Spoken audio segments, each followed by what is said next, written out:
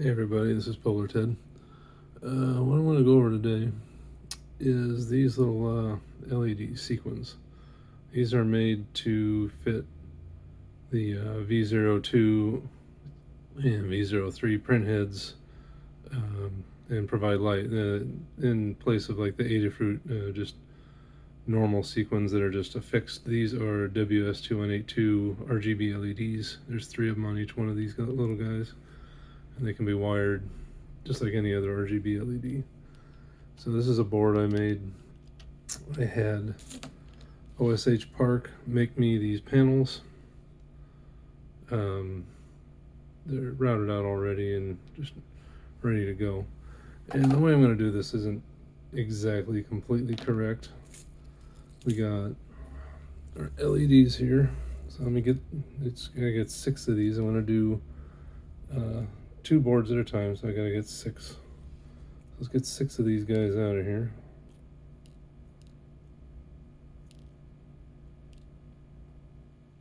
And they are easy to lose. First thing I gotta do is kind of organize and sort them.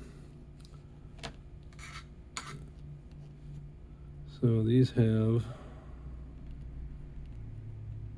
a green dot that identifies, I don't know if you can see that green dot on there, it's very faint, but there's a green dot on one side of each one of these that identifies the ground.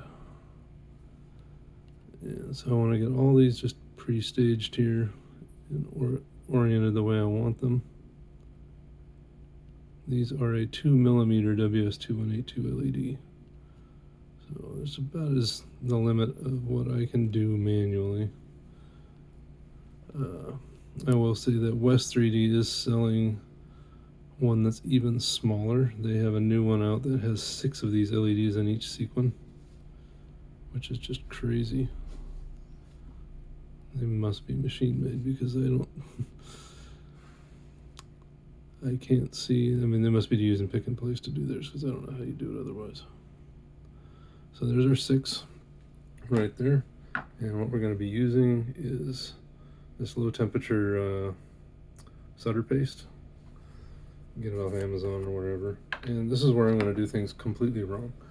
Normally you would want to use solder paste to assemble these, and I am just going to be kind of really dumb, and I'm just going to smear some of this on here using this needle. And this works for this because it's a very, very basic board. And it's easy to get all the components in place, and it's easy to fix if you get too much solder paste on. So what I want to do is I'm just going to smear some of this stuff on here. And like I said, this is the completely wrong way to do it. You should use a solder template, a mask, and in that way you can just put it on exactly where you want it. But I'm being cheap. I didn't have a template made because I didn't want to spend an extra $15 on a template. So this should be enough. I mean, if you get too much, you're going to get some bridging and you'll have to go back and touch up your joints. I'm going to individually test every one of these after I get done with them. So that should be enough. If you get too much on here, they'll kind of float above the board, which kind of stinks, so you don't want that. That should be good enough. Gets the job done. So yeah, hell of a mess. So now I'm going to take these. Oops, that one flew away. Get it back in place. Get it oriented again. So I'm going to put these guys on here. And it helps to brace your hand a little bit. Try and place each one of these as close as I can to where they belong. You don't have to be perfect because the solder will pull them into place as it melts. But it helps to be close.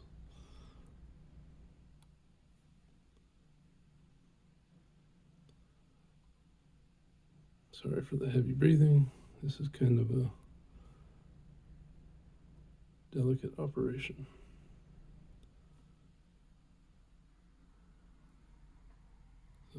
wires. Oops, and I may have lost that one. Because when they're gone, they're gone. Oh, I see it. There it is.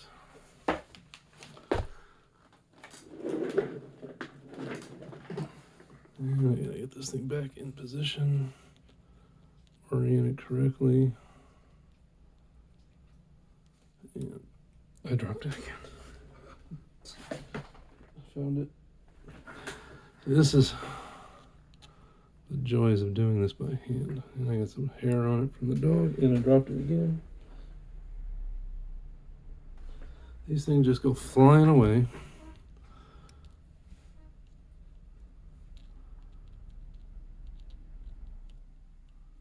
There it is there. There's the green dot.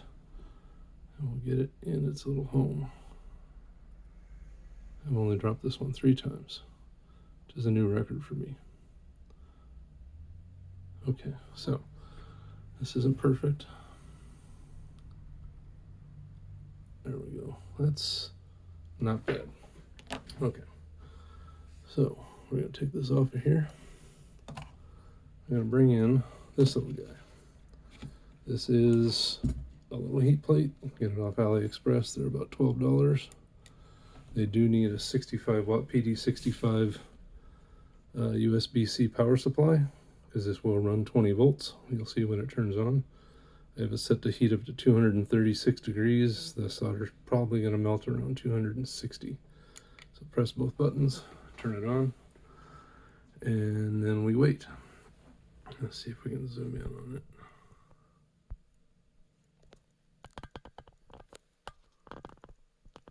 And we'll wait for the temperature to rise here. And right now we're up to 80. This thing heats up a little slowly. And just gotta wait for it to ramp up through its heat cycle. This doesn't have a heat ramp cycle or anything. It's a pretty basic heater, but it doesn't go crazy. Because these are LEDs, you want to use a low temperature solder. So we're not going to exceed 240 degrees. We don't want to damage our LEDs. Right now we're at 140 degrees. And what's going to happen is you're going to see the solder paste start to melt. We're smoking a little bit right now. And we're probably going to end up with a bridge right here. You see I got too much paste. I'm going to end up with a bridge right there. I just know it. So, but I can fix that later with my soldering iron. I can just come in there with a tip and wick some off of there. So at 177 degrees now. Starting to see the paste is starting to change a little bit. It's looking drier. This has rosin and everything in it, so it's gonna, or a flux.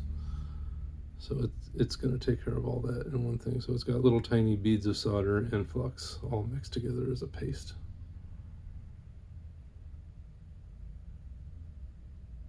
And we are at 206 degrees. You'll probably start seeing this melt when we hit about 219. There's 210 degrees, 212. And some of these might bubble up a bit if I have too much paste under them, and I'll probably try and poke them down a little bit and get them to seat. See, now the paste is melting. Everything pulls into place. It's kind of cool to watch. So there you go. They're all almost in place. This guy, he's going to be stubborn. You kind of poke at him a little bit. There's like a capillary action going on with this solder. It will keep them right where they belong. And this side looks pretty good. So at this point I will turn this off and it will cool off. And we'll just let it sit there. And then once they're done, separate them. You'll have a chip like this. It has the power connections on the back, and these fit right into the V0 printhead. Like I said, you can buy, this is my design. West 3D sells some of these with one LED, and they have a 6 LED version. They're not mine, they're their own product, or through I can't remember the name of the other company that makes the single LED one. I don't know where West gets their 6 LED version, but this particular one is my design. I don't have it for sale anywhere. It's just something I've been playing with. So that's about it. That's assembling these tiny little LEDs on a tiny little hot plate. Hope you enjoyed this, and if you have any questions, post some comments. Thanks.